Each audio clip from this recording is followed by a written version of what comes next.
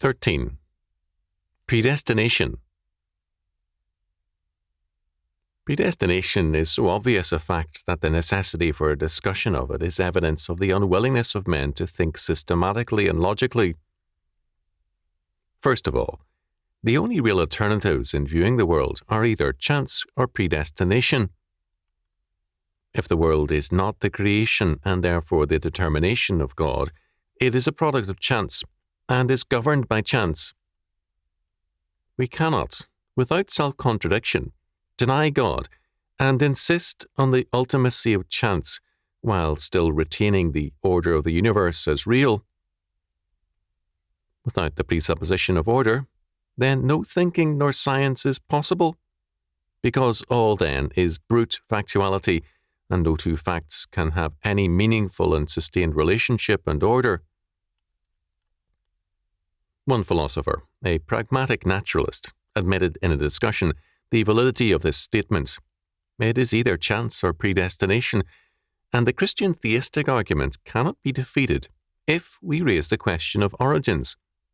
The solution, he held, is to deny the question of ultimacy, chance or God, and insist on taking the order of the universe as our given, no questions asked. He refused, however, to answer the next question. If the universe as is, with all its order, is our given, or our presupposition, then have we not resurrected the biblical God in our philosophy under the name of the natural order? His answer was simply this: we cannot raise that question. Just as for the Christian, the question, where does God come from, is illegitimate, so for us, any question as to where the universe and its order comes from is illegitimate.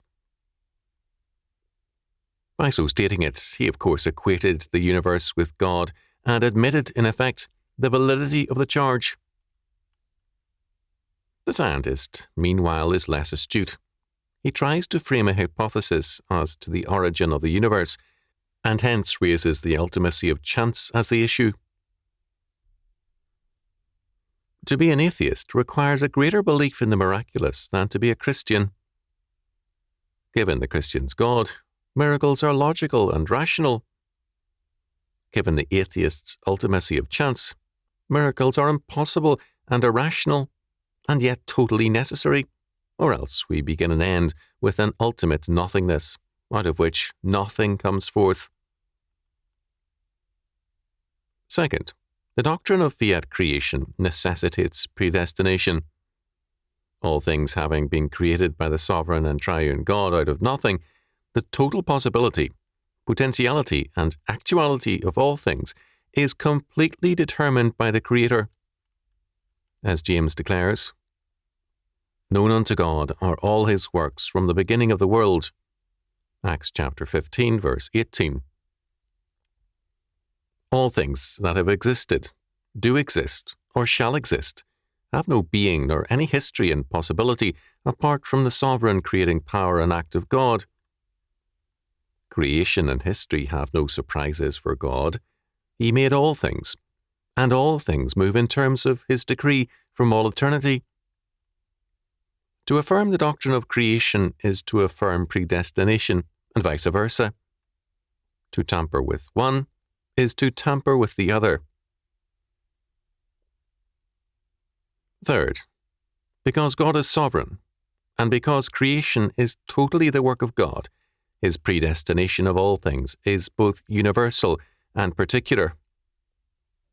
God thus not only has, in creating all things, determined the goal of creation and history, but also every detail thereof.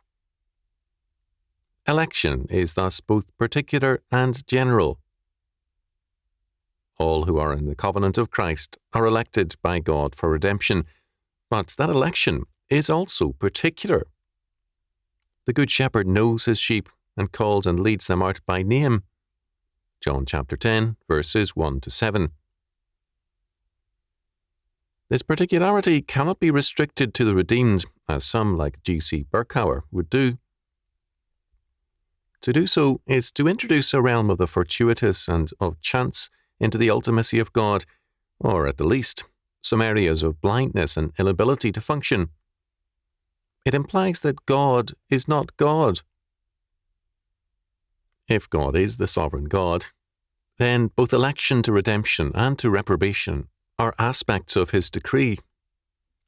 There can be no other decree nor possibility in creation. Fourth, because predestination is not only a necessary aspect of creation, but also of government, it follows that, wherever sovereignty and government are claimed, there also the power of predestination is affirmed. Where man claims to be sovereign, there we find also man's claims to govern himself absolutely and to predestine according to his sovereign will. Thus, William Ernest Henley, 1849 to 1903, in his poem Invictus, affirms both his sovereignty and his self-determination, because I am the master of my fate, I am the captain of my soul. Philosophically, we find this same affirmation more consistently and radically held in existentialism, as in Jean-Paul Sartre's thought. Libertarian anarchism tends to the same kind of faith.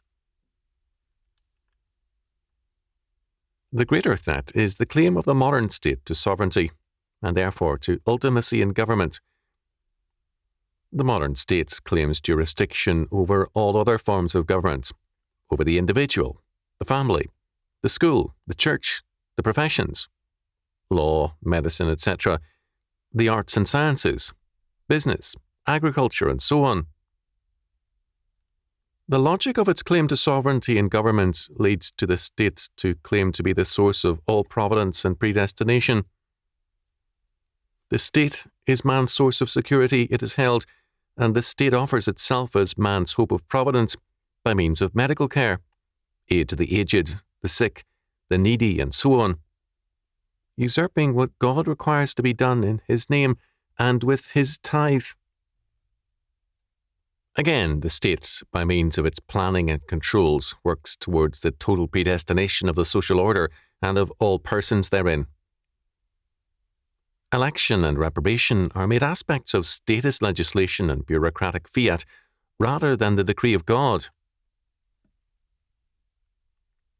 Predestination and providence thus do not disappear when denied to God.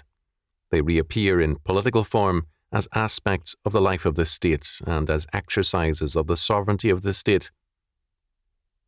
All men believe in predestination. They only disagree as to the source of predestination and providence. The locale can vary, but the faith remains. Fifth, predestination is inseparable from grace. To deny predestination to God is to deny his sovereign grace. Grace means that the favour of God comes, not because of any merit or cause in us, but totally as a result of God's good pleasure, as a consequence of his eternal decree. To deny God's predestination means to affirm that God's good favour has an origin other than God himself, namely, an origin in us. If the origin is in us, in our will, choice, works, or faith, then the ultimate determination of our lives is transferred from God to man. The Bible makes clear that, while the proximate determination of a man's life is in man's hands, the ultimate determination is of the Lord. The first paragraph of chapter 3 of God's eternal decree of the Westminster Confession of Faith states the matter clearly. God, from all eternity, did, by the most wise and holy counsel of his own will, freely and unchangeably ordain whatsoever comes to pass, yet so as thereby neither is God the author of sin, nor is violence offered to the will of the creatures, nor is a liberty or contingency of second causes taken away, but rather established. Because God is the Creator, his predestination does no violence to the liberty or contingency of the will of the creatures, which are second causes, but rather is in perfect harmony with them. When the state, however, seeks to ordain whatsoever comes to pass, It must, of necessity, do violence to the will of many men. The state seeks to remedy this matter in various ways. It can, as is commonly done, use terror to bring compliance. It can, as is also commonly done now, use Pavlovian techniques to remake or recondition man, and to make him thereby a creature of the state. The hope of statist education is that man will become the total creature of the state, and thus will be in conformity to the will of the state. This is an impossible hope and dream, because man is inescapably and ineradicably the creature of Almighty God. The state is not God. It cannot create. It cannot govern as a God, nor decree providence and predestination without disaster. It cannot give grace with redemption. Its favour is rather corruption when it seeks to play God. Sixth, attempts to give ultimacy to foreknowledge are really denials of God's sovereignty, because they seek to transfer ultimacy from God to history. Supposedly, God foresees what man will do, and predestination is not God's determination of all things, but merely his foreknowledge of what history would decree. Foreknowledge is thus an attempt to make man's actions ultimate, and God is, at best, the spectator who has a preview of what man will do. Determination is thus transferred from God to man, and from eternity to time and history. Such attempts are particularly contemptible, because they represent man's efforts at rebellion in the name of God, or the use of Scripture to deny both God and His Word. Paul condemns all such attempts very clearly. For the children, being not yet born, neither having done any good or evil, that the purpose of God, according to election, might stand, not of works, but of him that calleth. As it was said unto her, the elder shall serve the younger. As it is written, Jacob have I loved, but Esau have I hated. What shall we say then? Is there unrighteousness with God? God forbid. For he saith to Moses, I will have mercy on whom I will have mercy, and I will have compassion on whom I will have compassion. So then, it is not of him that willeth, nor of him that runneth, but of God that showeth mercy. For the Scripture saith unto Pharaoh, Even for this same purpose have I raised thee up, that I might show my power in thee, and that my name might be declared through all the earth. Therefore hath he mercy on whom he will have mercy, and whom he will he hardeneth. Thou wilt say then unto me, Why doth he yet find fault? For who hath resisted his will? Nay, but, O man, who art thou that repliest against God? Shall the thing formed say to him that formed it, Why hast thou made me thus? Romans chapter 9, verses 11 to 20. We shall return to the implication of verses 19 to 21 later. Seventh, when we speak of man as a second cause and God as the first cause, we must be careful not to do so in any Aristotelian sense, nor in the manner of Aquinas. As Van Til has pointed out, Thomas constructs his man and his world by means of the Aristotelian form-matter scheme. Man, he says, is created by God. But this means that God, his creator, is the first cause of man's existence. Aquinas virtually identifies the biblical teaching on creation with the Aristotelian notion of cause. Having God as his first cause, man participates in the being of God. But it also means that man is not identical with God, but only participates in him, and therefore has an existence apart from God. This separate existence is due to his participation in pure matter, pure non-being, pure contingency. We must begin with God as creator, creating all things out of nothing, at his sovereign good pleasure. That man is, as the Westminster Confession declares, a second cause does not imply a necessity in the first cause which leads to the second cause, but rather that God, as fiat creator, has created all things out of nothing. Out of nothing means not only that no pre-existent matter is utilized, nor that any idea requires the creation, but that, in any and every sense, no necessity led God to create. His creation of all things was a sovereign and fiat act, out of nothing save his own good pleasure. The doctrine of causality cannot be used to introduce an element of necessity into predestination and creation without again denying implicitly God's ultimacy and sovereignty in his decree. What does the doctrine of predestination require of us? St. Paul concludes his discussion of predestination by barring the door to impious and curious questions and by declaring God's absolute sovereignty, echoing Isaiah chapter 40 verse 13, Jeremiah chapter 23 verse 18, Job chapter 11 verse 17, chapter 15 verse 8, and chapter 35 verse 7. Compare chapter 36 verse 23, Psalm 36 verse 6, and 92 verse 5. Oh, the depth of the riches, both of the wisdom and knowledge of God! How unsearchable are his judgments, and his ways past finding out. For who hath known the mind of the Lord, or who hath been his counsellor? Or who hath first given to him, and it shall be recompensed unto him again?